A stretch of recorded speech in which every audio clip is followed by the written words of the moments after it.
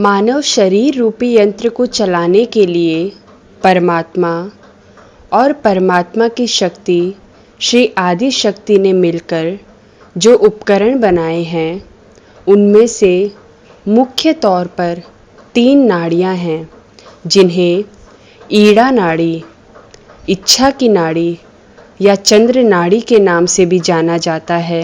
दूसरी नाड़ी को पिंगला नाड़ी, क्रिया की नाड़ी और सूर्य नाड़ी के नाम से भी जाना जाता है।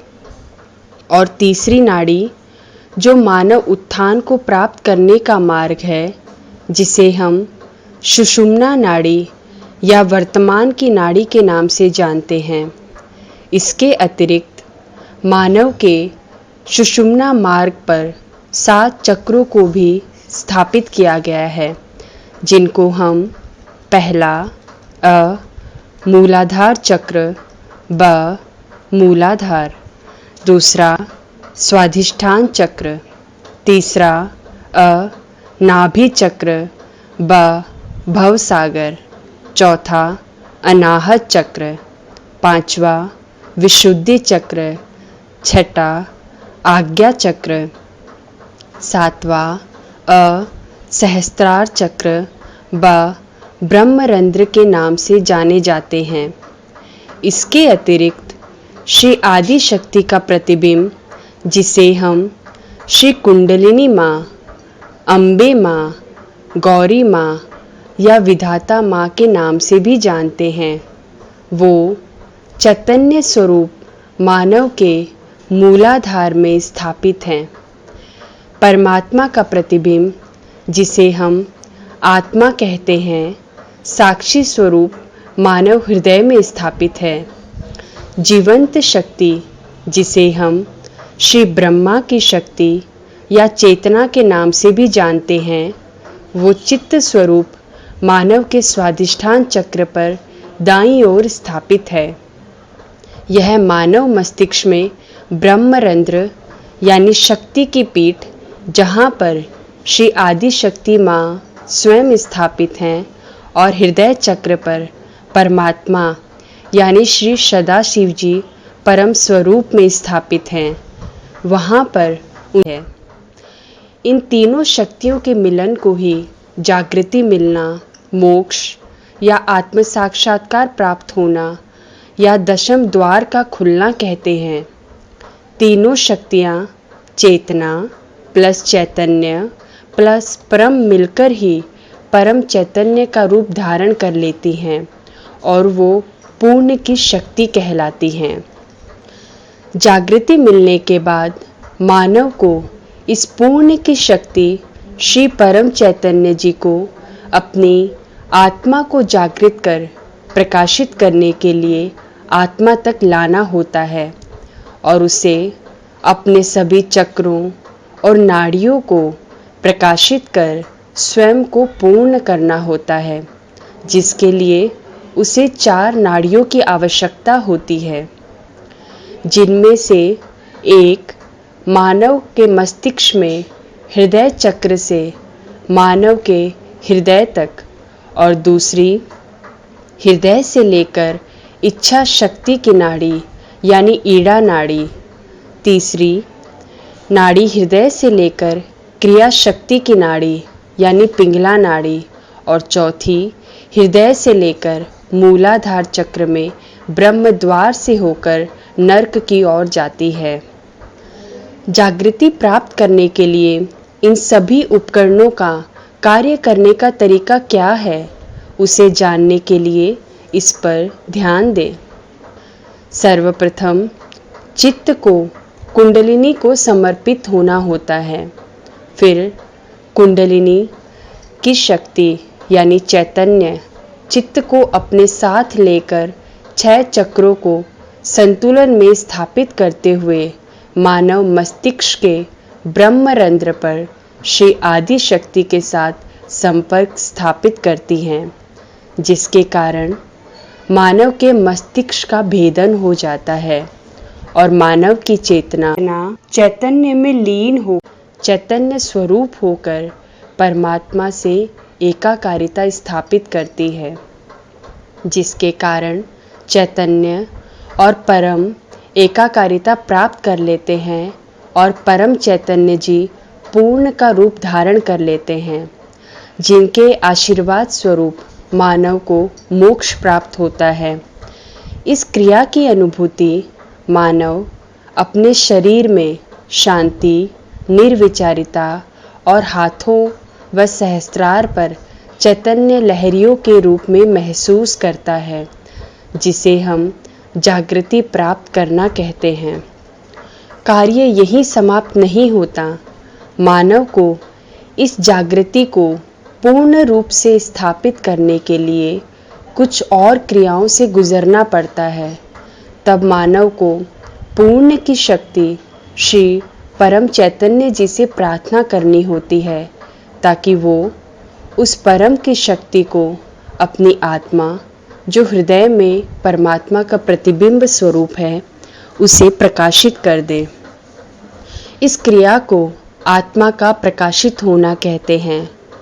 इस अवस्था तक मानव भ्रमित रहता है और विचारों से ग्रसित रहता है, क्योंकि इस समय तक भी मानव की इच्छा शक्ति एवं क्रिया शक्ति मानव के मस्तिष्क के नियंत्रण में होती हैं, जिस कारण उसमें अभी भी विचार बने रहते हैं।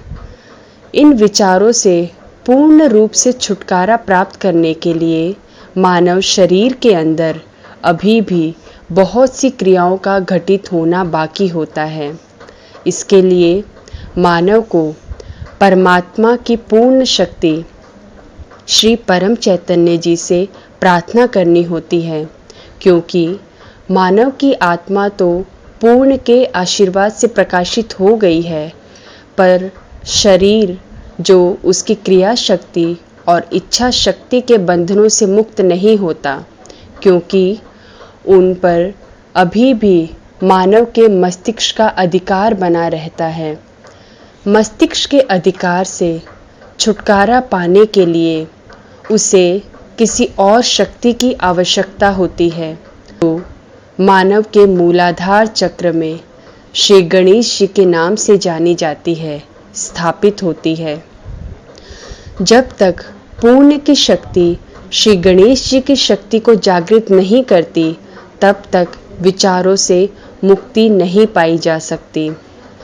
श्री गणेश जी की शक्तियों को मूलाधार चक्र में जागृत करने के लिए सर्वप्रथम श्री गणेश जी को मानव के हृदय में जागृत करना पड़ता है। इसके लिए मानव को श्री परम चैतन्य जी से प्रार्थना करनी होती है कि वो यानी श्री परम चैतन्य जी श्री गणेश जी को उनकी शक्तियों के साथ जागृत करें, ताकि श्री गणेश जी के माध्यम से पूर्ण के आशीर्वाद से इच्छा शक्ति और क्रिया शक्ति को मानव मस्तिष्क से छुटवाकर आत्मा के द्वारा नियंत्रित एवं क्रियान्वित किया जा सके। मानव शरीर के सूक्ष्म तंत्र पर इस क्रिया के घटित होने से विचारों पर पूर्ण रूप से अधिकार पाया जा सकता है, जिसे हम पूर्ण निर्विचारिता कहते हैं। अभी भी मानव को अपने सभी चक्रों के सभी गुणों को जागृत तथा प्रकाशित करके अपने मस्तिष्क में प्रकाशित कर स्थापित करना होता है, ताकि वो उस परम आनंद को, निरानंद को, आत्मानंद को प्राप्त कर सके।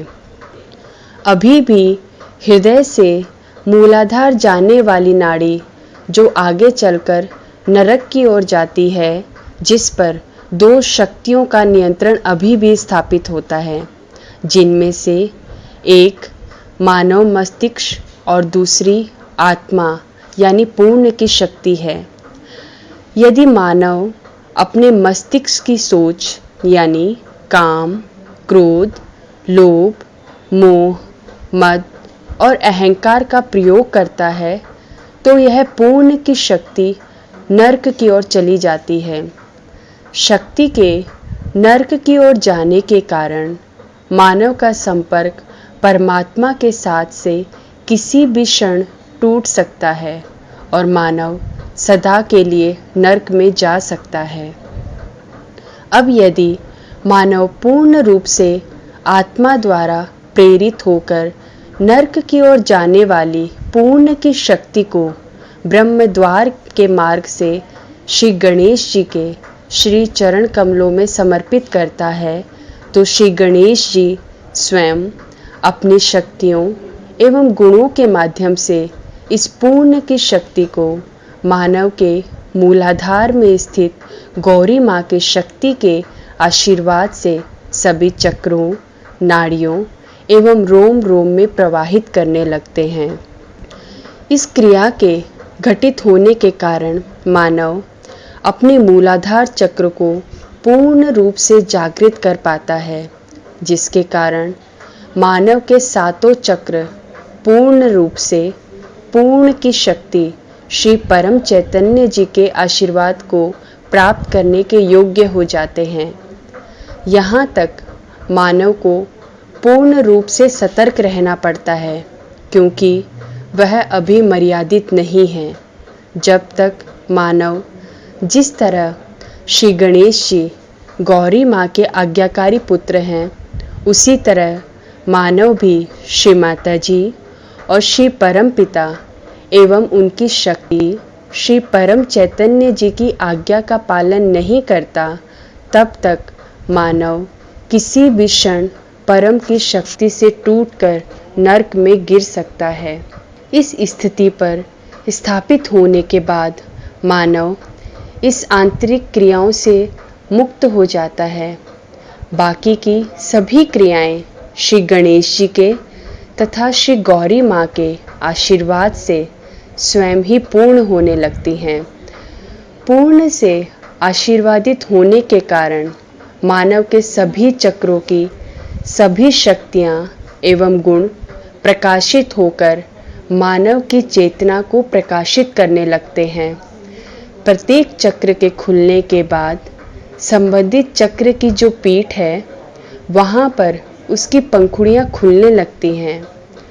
पूरे चक्रों के समस्त गुणों को अपने अंदर आत्मसात कर स्थापित कर अपने जीवन में उतारने के बाद जब मानव के सहस्त्रार पर सभी चक्रों की समस्त पंखुड़ियाँ खुल जाती हैं, तब वह पूर्ण रूप से साक्षी स्वरूप होकर उस आत्मानंद, निरानंद और परमानंद में लीन हो जाता है।